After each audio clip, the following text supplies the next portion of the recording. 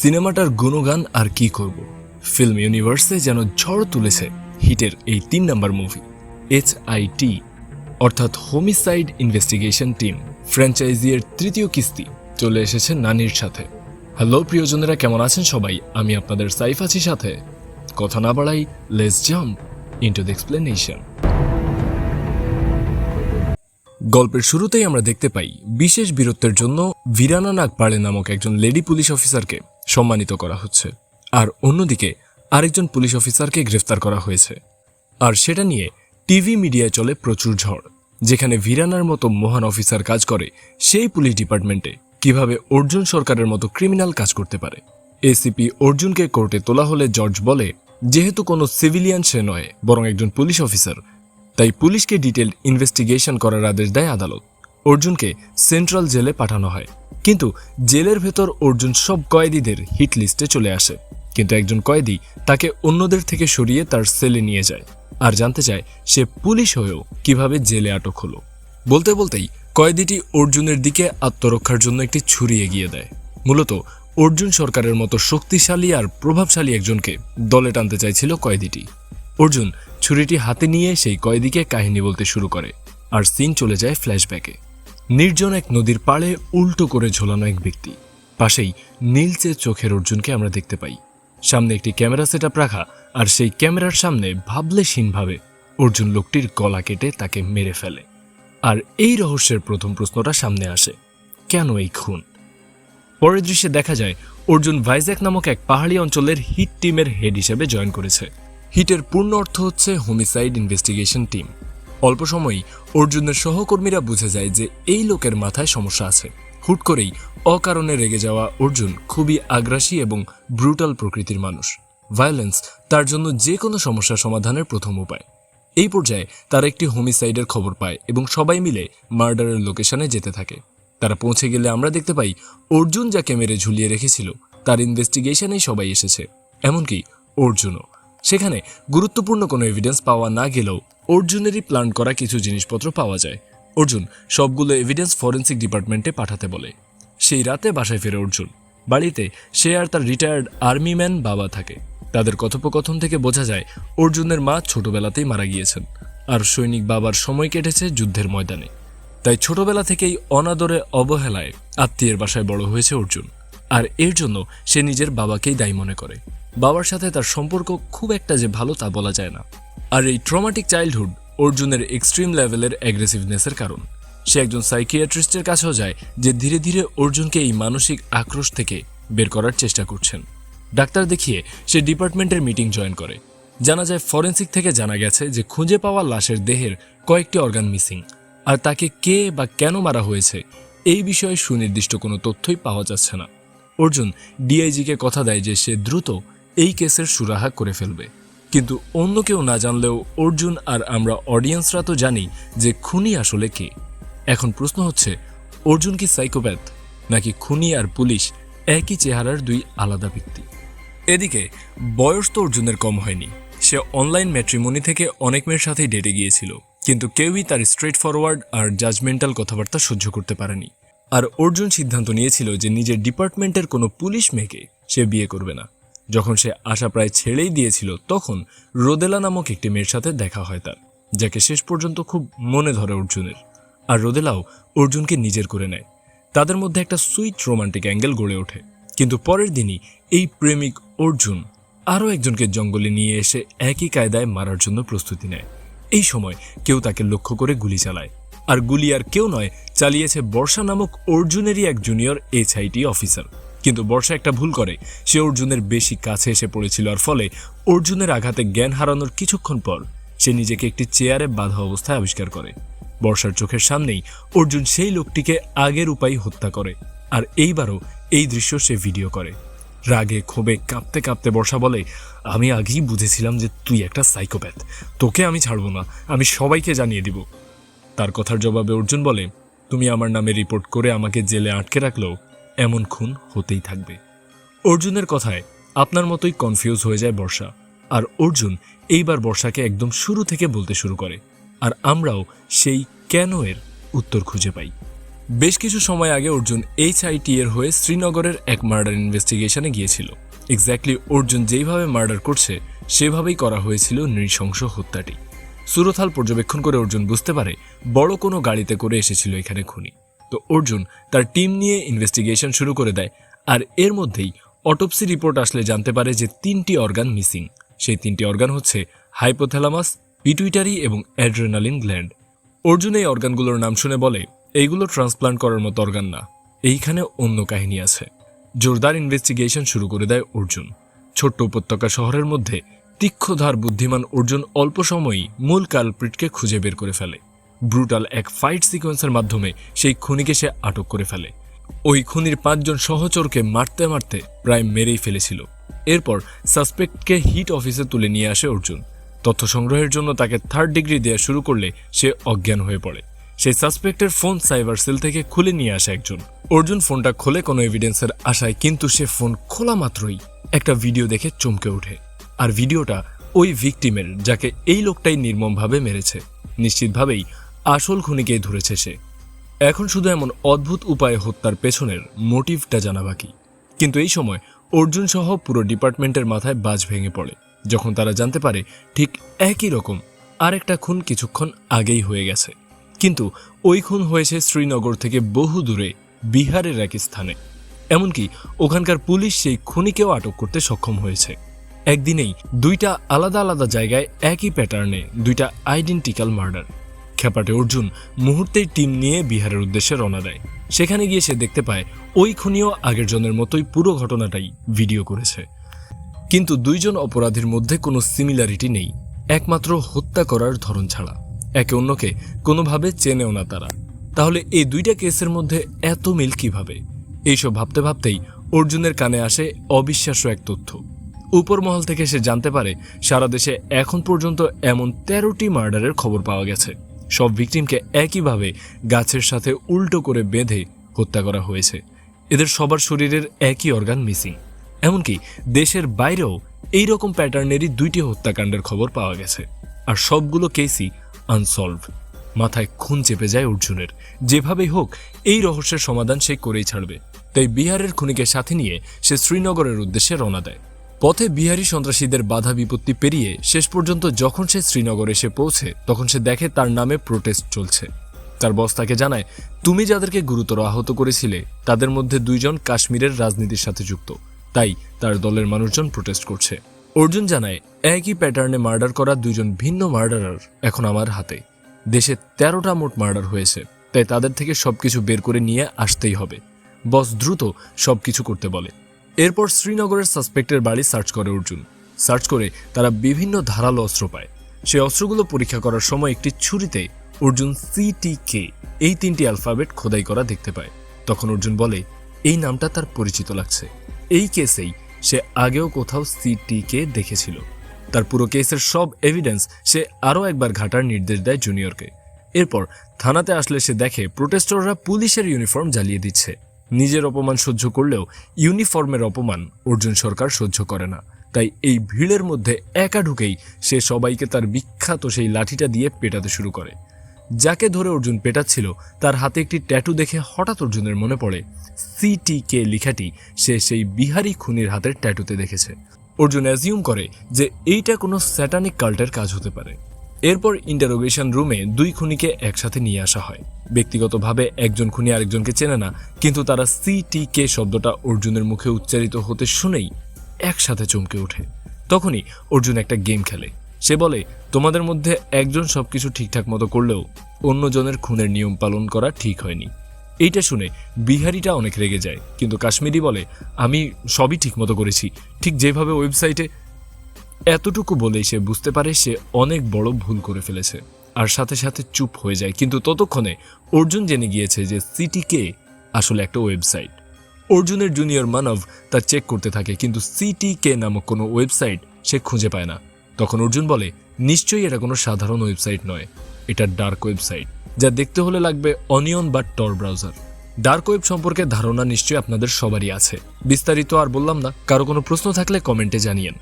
তো অর্জুনের ডিরেকশন অনুযায়ী ফাইনালি সেই সাইটটা খুঁজে পাওয়া যায়, আর আমরা জানতে পারি CTK মিন্স ক্যাচ, টর্চার, কিল।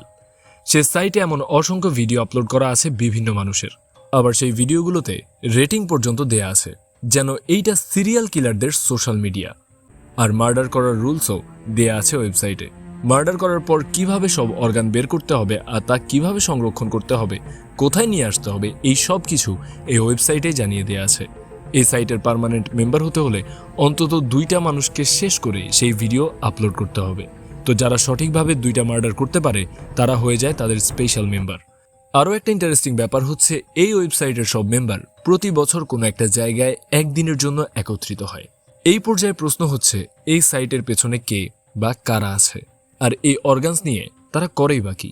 কিন্তু ডার্ক ওয়েবসাইট বলে কোনোভাবেই এগুলোর রুট লেভেলে পৌঁছানো সম্ভব হচ্ছিল না।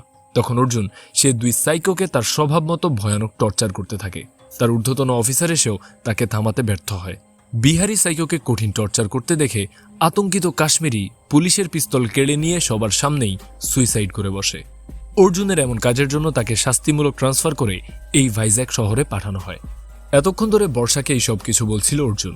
সে তাকে আরও বলে, শ্রীনগরের থেকে এখানে আসার পরেও আমি একবারও চেষ্টা থামাইনি, কিন্তু আমি তাদেরকে কোনোভাবেই ট্রেস করতে পারছিলাম না। তাই তাদেরকে ধরতে একটাই পথ আমার কাছে খোলা ছিল, সিটিকে গ্রুপের মেম্বার হয়ে তাদের গেট টুগেদারের জায়গাটা খুঁজে বের করা। কিন্তু মেম্বার হতে হলে 2টা ভিডিও আপলোড করা লাগতো। আজকে আমার 2য় ভিডিও করা হয়ে গেল। সব শুনে তাও বর্ষা হতাশ গলায় বলে, তাই বলে নির্দোষ মানুষদেরকে এভাবে মারবেন? অর্জুন বর্ষার কথা শুনে হেসে ফেলে আর বলে, নির্দোষ? এই পিশাচটা মাত্র 4 বছর বয়সী একটা শিশুকে টর্চার করে খুন করেছে। আর আগের জনের কথা কি বলবো? যদি খুন করার জন্য রুলসের উল্লেখ না থাকতো তাহলে আমি ওকে জীবিত রেখে ওর সব চামড়াও উপড়ে নিতাম। অর্থাৎ যেই 2জন মানুষের প্রাণ নিয়েছে অর্জুন, দুজনেই অমানসিক অপরাধের সাথে জড়িত। এই পর্যায়ে বর্ষা অর্জুনের মাইন্ডসেটটা বুঝতে পারে। অর্জুন বর্ষার বাঁধন খুলে দিতে দিতে আরও বলে, হ্যাঁ, আমার মাঝে একটা ক্রিমিনাল বসবাস করে, তবে সে ন্যায়ের পক্ষ হয়েই কাজ করে। পরের দৃশ্যে বর্ষা অর্জুনের রুমে আসে। সে তাকে সিটিকে এর একটি ভিডিও দেখায় আর বলে, আমি এই জায়গাটা চিনি, জায়গাটা জয়পুরে। আর এই লোক একটাই মাত্র ভিডিও আপলোড দিয়েছে, অর্থাৎ সে আরও একটা খুন করবে। তাই আরেকটা মার্ডার করার আগেই তাকে থামাতে হবে। তখনই অর্জুন এবং বর্ষা টিম নিয়ে জয়পুরে যায় এবং সেখানকার পুলিশকে ডিটেলস জানিয়ে সবাই মিলিতভাবে লোকটিকে খুঁজতে থাকে। প্রাথমিকভাবে তারা ধারণা করে সাসপেক্ট ফিলিং স্টেশনে থাকে, কারণ তার গায়ে ক্যাস্ট্রলের একটি শার্ট ছিল। অনেক খোঁজাখুঁজির পর এক পর্যায়ে সেই লোকটিকে তারা পেয়ে যায়। গাড়ি নিয়ে পালাতে থাকে রাভি নামের সেই সাইকো, আর অর্জুন তাকে তাড়া করে। এক পর্যায়ে অর্জুন রাভির গাড়ি একটি নির্জন জায়গায় খুঁজে পায়, আর গাড়ির ভেতরেই 2য় ভিকটিম হাত পা বাঁধা অবস্থায় পড়েছিল। অর্জুন তাকে সাহায্য করতে যাবে, এই সময় রাভি পেছন থেকে এসে তাকে ছুরিকাঘাত করে। অর্জুনের মনে পড়ে যায় ট্রেনিংয়ে শেখা সেই লাইনটা, ছুরি দেহে প্রবেশের চেয়ে বেশি ক্ষতি হয় যখন সেটা দেহ থেকে বের করে নেওয়া হয়। অর্জুন ছুরিবিদ্ধ অবস্থাতেই রবিকে মেরে তক্তা করে ফেলে, কিন্তু এক পর্যায়ে রাভি ছুরিটি বের করে ফেলে আর দ্রুত রক্তক্ষরণের কারণে অর্জুন অজ্ঞান হয়ে যায়। রাভি সেই ভিকটিমের সাথে অর্জুনকেও গাড়িতে নিয়ে রওনা হয়, কিন্তু ট্রেন ডিফেন্স পার্সোনা অর্জুনের ততক্ষণে আবারও জ্ঞান ফিরে এসেছে। রাভি যখনই তার কাছাকাছি যায়, মুহূর্তের মধ্যেই অর্জুন রাভির গলা চিরে ফেলে আর হিস হিসে কণ্ঠে বলে, সাপ মরেছে কিনা তা দূর থেকে চেক করতে হয়, লেজ ধরে বোকামি করতে হয় না। এই পর্যায়ে অর্জুনের কলিগরা সেখানে এসে পৌঁছায় আর আহত অবস্থায় তাকে হাসপাতালে নিয়ে যায়। অর্জুনের জ্ঞান ফিরলে সিটিকে সাইটে ঢুকে সে দেখতে পায় তাকে মেম্বার হিসেবে অ্যাকসেপ্ট করা হয়েছে এবং তাকে গেট টুগেদারের জায়গাটার প্রাইমারি লোকেশন দেয়া হয়। সবকিছু সে ডিআইজিকে জানায় আর ডিআইজি তাকে পাঠাতে রাজি হয়, কিন্তু শর্ত জুড়ে দেয় যে তার একজন অফিসারকে অর্জুনের সাথে রাখতে হবে, যেন সে সব আপডেট সাথে সাথে জানতে পারে। রেল স্টেশনে গিয়ে অর্জুন হতভম্ব হয়ে যায়, কারণ ডিআইজি এর সেই অফিসার আর কেউ নয়, অর্জুনের প্রেয়সী রোদেলা। তাহলে কি সবকিছু রোদেলার অভিনয় ছিল?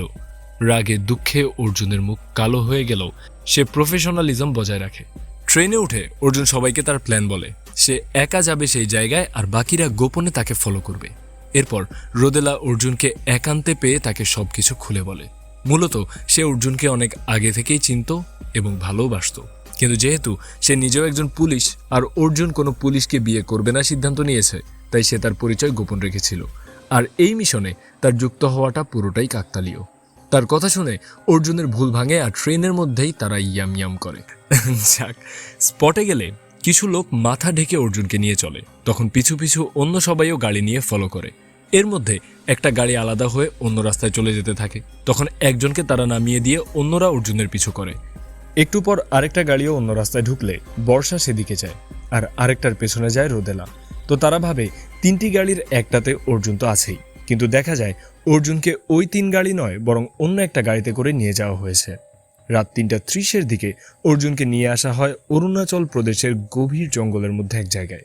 এরপর সেখানে তাকে নামিয়ে দিয়ে গাড়ি সেখান থেকে চলে যায়। তখন অর্জুন মুখোশ খুলে দাঁড়ালে তাকে আলফা নামের একজন রিসিভ করে, আর এই আলফাই মূলত এই সিটিকের ফাউন্ডার। সে তাকে ভেতরে নিয়ে যায় আর একটা রুম দেখিয়ে বলে, এখানেই তুমি থাকো। তখন অর্জুন রুমের ভেতর প্রবেশ করলে একটা নিউ ড্রেস দেখতে পায়। জানালা দিয়ে তাকাতেই অর্জুন আরও মেম্বারদেরকে আসতে দেখে, আর এরা সবাই সেই 2টা খুনের রিকোয়ারমেন্ট পূরণ করেই এসেছে। ওইদিকে রোদেলা তার বসকে জানায় যে 3টি লোকেশন তারা দেখেছে, এর মধ্যে কোনো একটাতে হয়তো অর্জুন থাকতে পারে। তখন বস তাদেরকে অর্ডারের অপেক্ষা করতে বলে। অন্যদিকে নিউ মেম্বারদেরকে ডেকে আলফা সবাইকে একটা জায়গায় নিয়ে আসে। সেখানে আমরা দেখতে পাই যে অনেকগুলো মানুষ উপস্থিত, যারা এর আগেই সিটিকের মেম্বার হয়েছিল, আর যারা নতুন ড্রেস পরে আছে এরা সবাই নতুন সদস্য। ওইখানে আমরা দুজনের মধ্যে তুমুল লড়াই হতে দেখি, আর উপস্থিত সবাই তা দেখে এনজয় করছিল। এদের মধ্যে একজন হেরে গেলে তাকে সবার সামনেই মারতেই শেষ করে ফেলা হয়। এইসব স্যাডিস্ট সাইকোর দল এটাকেই একটা খেলা হিসেবে দেখছিল, এ মর্টাল কম্ব্যাট। এরপর আলফা নতুন মেম্বারদের নিয়ে একটি খুঁটিতে বাঁধা কয়েকটি দড়ির একটি একটি করে কাটতে বলে, কিন্তু অর্জুন তখনও জানত না যে সেই দড়ির মাথায় ভিরানা নামক সেই পুলিশ অফিসারকে কায়দা করে বাঁধা আছে, যে এই দলের পর্দা ফাঁস করার চেষ্টা করতে গিয়ে এদের হাতেই ধরা পড়েছে। দড়ি ছিঁড়তেই অর্জুনের চোখের সামনে নৃশংসভাবে মারা যায় সেই অফিসার। ক্ষোভে ভেতরটা ফেটে গেলেও চুপ করে দেখা ছাড়া কিছুই করতে পারে না অর্জুন। এই দৃশ্য দেখার পর সেখানে উপস্থিত সবাই দেদারসে একে অন্যের সাথে অন্তরঙ্গ হতে শুরু করে। এই ধরনের সেক্স পার্টি স্যাটানিক কাল্টগুলোর মধ্যে বেশ কমন সিনারিও, কিন্তু অর্জুন সবার চোখ ফাঁকি দিয়ে সেখান থেকে সরে পড়ে আর জায়গাটা রেকি করতে থাকে। বেসমেন্টে গিয়ে সে অনেকগুলো মানুষকে খাঁচায় আটকে থাকতে দেখে, আর এদেরকে এই গেট টুগেদারে আনা হয়েছে সবার সামনে স্যাক্রিফাইস করার জন্য। এরপর অর্জুন সার্ভার রুমে চলে আসে। সেই সময় তার পেছনেই আলফা চলে এলে সে সেখানে লুকিয়ে পড়ে। কিছুক্ষণ পর আলফা চলে গেলে সার্ভার রুমের ওয়াকি টকি নিয়ে সে সিগন্যাল পাঠানোর চেষ্টা করে। ওই সময় আলফা আরও একজন লোককে নিয়ে বেঁধে টর্চার করছিল। এই পর্যায়ে অর্জুন গ্যাস সিলিন্ডার লিক করে এক বিশাল ধামাকার সৃষ্টি করে। সবাই দ্রুত সেখান থেকে সরে পড়ে, আর দেখা যায় এই বিল্ডিং দাউ দাউ করে জ্বলছে। এইবার আলফা বলে, এইখানে সিসিটিভি রাখা হয়নি কারণ তোমাদের সবার প্রতি আমার বিশ্বাস ছিল, কিন্তু এখন দেখছি সার্ভার রুম থেকে আমার ওয়াকি টকি গায়েব, আর আমাদের অন্যান্য জায়গাগুলোতেও পুলিশ রেড দিয়েছে, আর এইখানে এখন এই ব্লাস্ট। তাই বলতেই হচ্ছে নতুন মেম্বার সেজে এখানে ছদ্মবেশে একজন পুলিশ ঢুকেছে। তখন আলফা নতুন মেম্বারদেরকে রিংয়ে আসতে বলে। সবাই রিংয়ে আসলে আলফা বলে, এখানে একজন পুলিশ আর বাকি 4 জন সিটিকে মেম্বার। এখন তোমাদের মধ্যে যে টিকে থাকবে শুধু সেই আমাদের দলে থাকবে। কথা শেষ হতেই শুরু হয় মরণপণ যুদ্ধ, আর অর্জুন খুশি মনে এই সাইকোপ্যাথগুলোকে মারতে থাকে। একে একে সবাই শেষ হয়, আর টিকে থাকে শুধুমাত্র আমাদের অর্জুন। তখন আলফা অর্জুনকে বলে, একজন ওয়েল ট্রেন্ড পার্সনই এভাবে এতগুলো খুন করতে পারে, তাই না? অর্জুন বলে, আমাকে পুলিশ মনে হচ্ছে, তাহলে আরও কাউকে পাঠাও, মানুষ মারতে আমার ভালোই লাগে। এই সময় অর্জুনের সামনে তারই টিমের একজন অফিসারকে আনা হয়, যে আলফার দলের হাতে ধরা পড়েছে। আলফা অর্জুনের কাছে এসে বলে, তুমি এই পুলিশটাকে মারো, তাহলে ধরে নেব তুমি পুলিশ নও। অর্জুন আমান নামক সেই পুলিশ অফিসারের সাথে নকল যুদ্ধ চালিয়ে যাচ্ছিল, আর এর মাঝে আলফা তাকে থামতে বলে, ঠিক সে তাকে হত্যা করতে যাবে এই সময়। আর মৃত একজনকে দেখিয়ে বলে, এই লোকটাই গুপ্তচর, কারণ তার রুমে রেডিও সার্কিট পাওয়া গেছে।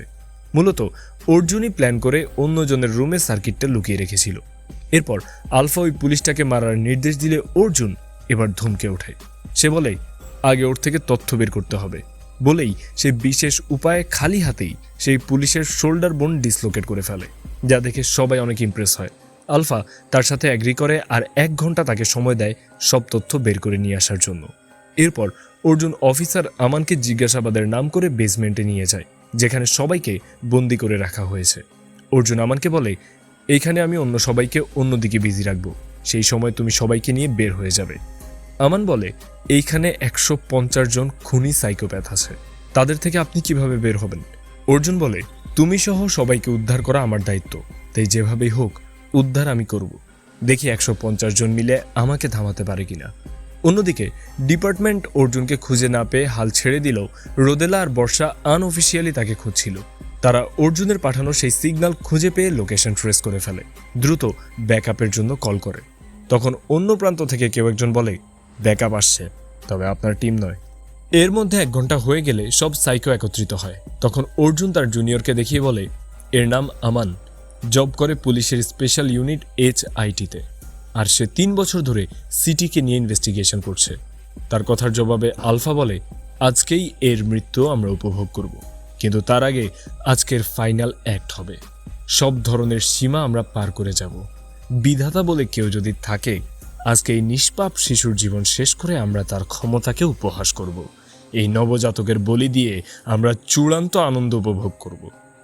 আলফা নামক এই পিশাচের কথায় অর্জুনের রক্তে যেন আগুন ধরে যায়। এদিকে আলফার নির্দেশে একজন সাইকো বাচ্চাটিকে মারার জন্য মঞ্চের দিকে এগিয়ে যেতে থাকে।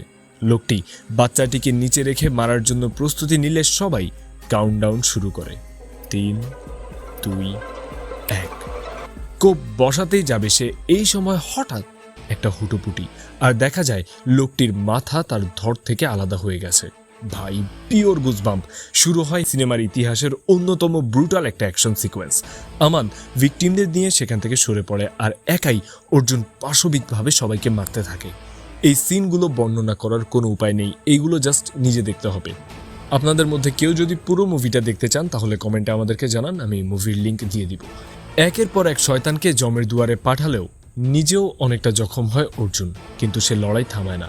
তো জুনিয়র এক সময় সবাইকে নিয়ে বাইরে বেরিয়ে যায়, আর তখন অর্জুন আটকে পড়ে আলফার হাতে। আলফার লোকজন সবাই একসাথে অর্জুনের উপর ঝাঁপিয়ে পড়তে যাবে।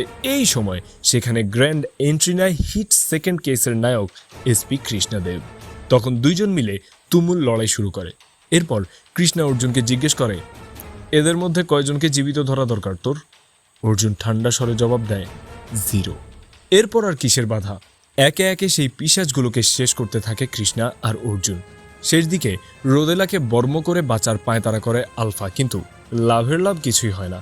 অর্জুনের হাতেই প্রাণ হারায় সে, আর ধ্বংস হয়ে যায় CTK এর পুরো দল। এইসব কাহিনী কিন্তু অর্জুন সেই জেলের কয়েদিটাকে শোনাচ্ছিল। তো এরপরে কয়েদি জিজ্ঞেস করে, এরপর কি হলো? তখন আবার আমাদেরকে ফ্ল্যাশব্যাক দেখানো হয়। তারা CTK এর কিছু লোককে জীবিত গ্রেফতার করেছিল, আর তাদেরকে ইন্টারোগেট করে জানা যায় সেই অর্গানগুলো আসলে হরমোজেনিক্স নামক একটি কোম্পানিকে দেয়া হতো।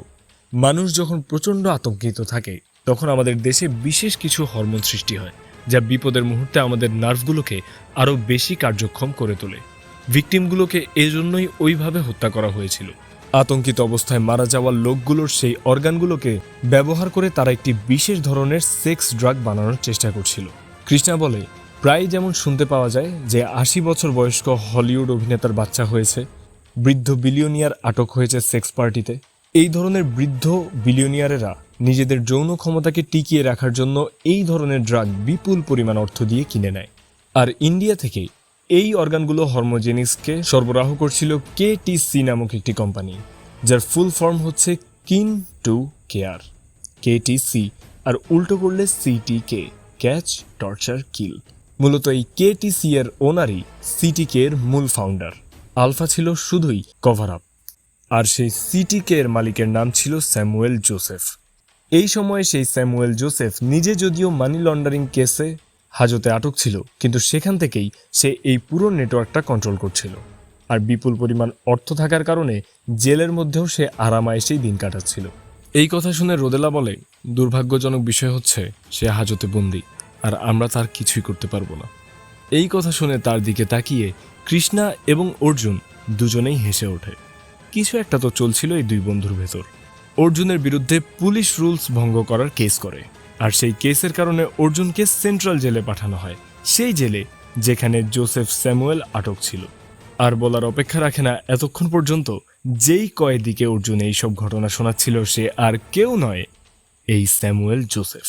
বিদ্যুৎ গতিতে অর্জুন স্যামুয়েলের গলা কেটে ফেলে, আর এইবার ফাইনালি শেষ হয় CTK বা KTC এর এই পাশবিক অগ্রযাত্রা। পরবর্তীতে দেখা যায় জোসেফ স্যামুয়েল তো মারা গেছে, কিন্তু পর্যাপ্ত পরিমাণ প্রমাণের অভাবে অফিসার অর্জুনকেও নির্দোষ হিসেবে খালাস করে দেয়া হয়। অর্জুন আর কৃষ্ণার এই প্ল্যান সাকসেসফুলি কাজ করে। পোস্ট ক্রেডিট সিনে আমরা আরও একজন পুলিশ অফিসারের সাথে পরিচিত হই। এই অফিসারের নাম অফিসার বীরাপ্পান।